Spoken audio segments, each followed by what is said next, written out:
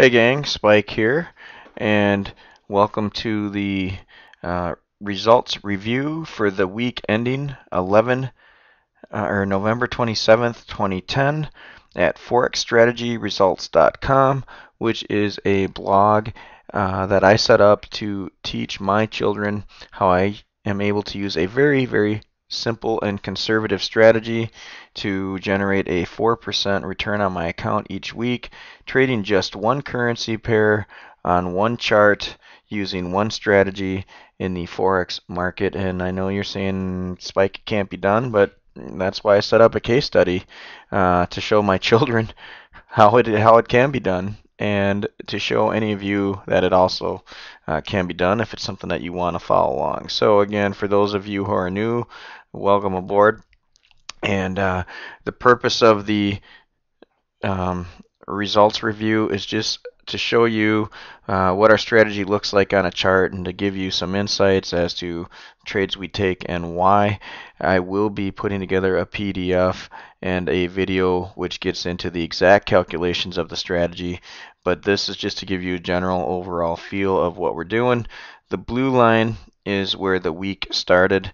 The green line you see on the top is the top of our Donchian channel, which we use to help identify breakouts.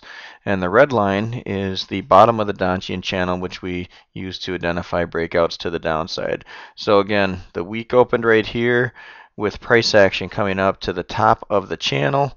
And we were banging up against the top of the channel. But for reasons that are not yet obvious to you, we didn't take any of these trades up here.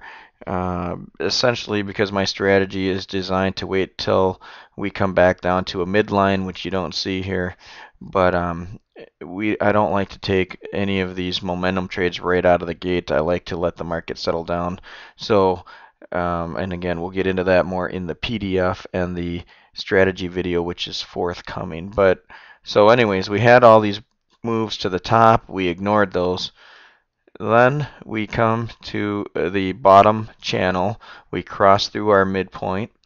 So that means we're starting to get interested now. So when we come down here, we say, okay, we've got a little bit of a movement, a little bit of a breakout to the downside. But again, I don't like to take the first break because it could be a false break.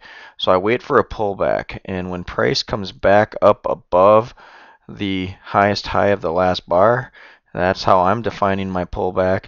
So now that I've got the break of the bottom channel and I've got the retracement or the pullback, I'm just looking for momentum to come back down here to this bottom line. So as you can see, we come down, we hit the bottom channel, we get our retracement, then price comes back to the bottom channel and we get into a short position at 137.219. So we're going short at 137.219, and momentum carries us down until we hit 136.689. And those of you who have been watching, you know that I always stop as soon as I hit my 4% profit target for the week. And in this case, this move was enough to get our 4% profit target for the week. So we took it. The expert advisor closed her out. We had a nice move from 137.219 down to 136.689.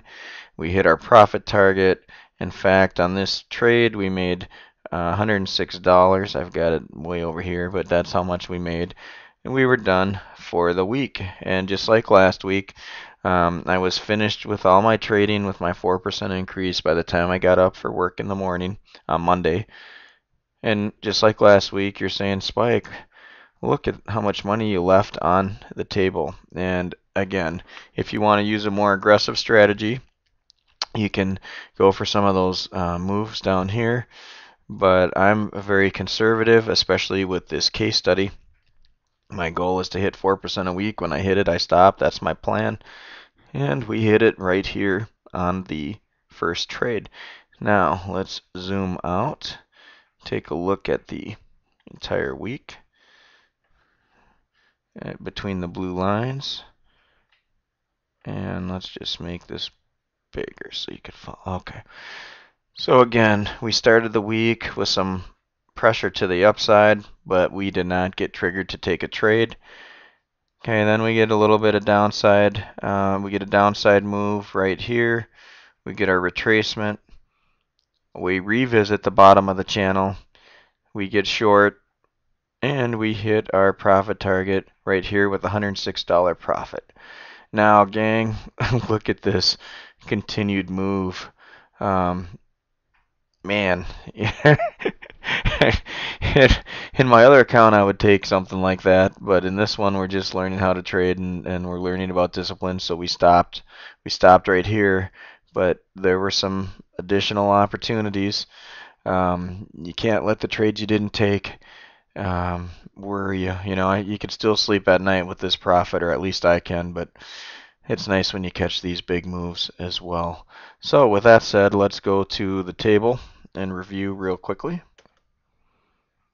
So as you can see, just like last week, we had one trade, and the one trade was a winner. So we had 100%. 100% of our trades this week were winners, and our average results for the week was $98. And actually, I think our result for this particular week was 105, so that we have a little typo there. But our weekly goal was 106, so we hit our goal again, and you know that's it. Again, why didn't I stay in longer? Why didn't I try to make more money? My purpose is to generate cash flow, and when I hit my targets, I put the money in my pocket. So that's the end of that. Let's talk about our lessons learned. Again, have the confidence to stick to your trading plan even if you miss out on a few trades. And you saw on the chart, momentum continued to the downside. There was more money left on the table. The way that I normally handle that is if I think that's something I want to go after in the future, I don't just make the emotional trade. I'll actually modify my trading plan to capture those moves in the future. But in this case, since we're just using a very simple strategy for this case study, you know, we just stuck with our plan, and that's really what you need to do to become a successful trader. And again, make sure your winning trades are large enough to cover your losing trades, and by risking 2% on each trade and a weekly profit target of 4%, our winning trades eventually cover our losers for the week. So we are doing that.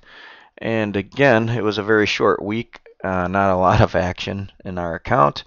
But if you have a question or a comment, just post it on the blog at forexstrategyresults.com, and I will do my best to get back to you. And for those of you who want the exact calculations on my strategy, where I put the stops, where I put the targets, how I determine share size, because it's really the stops and the share size that are the bread and butter, or the holy grail, or the secret to success of this strategy. You know, cutting those losses small and letting the profits run, or at least make sure that the profits are larger than the losses. That's the key, and I will be sharing that information with you in an upcoming post. So I hope you enjoyed the review. I hope you are enjoying the case study. That's 3 weeks in a row that we've posted winning weeks, and you can see where, you know, our winners are covering our losers, and it's a very conservative strategy. So until next week, safe trading, everyone.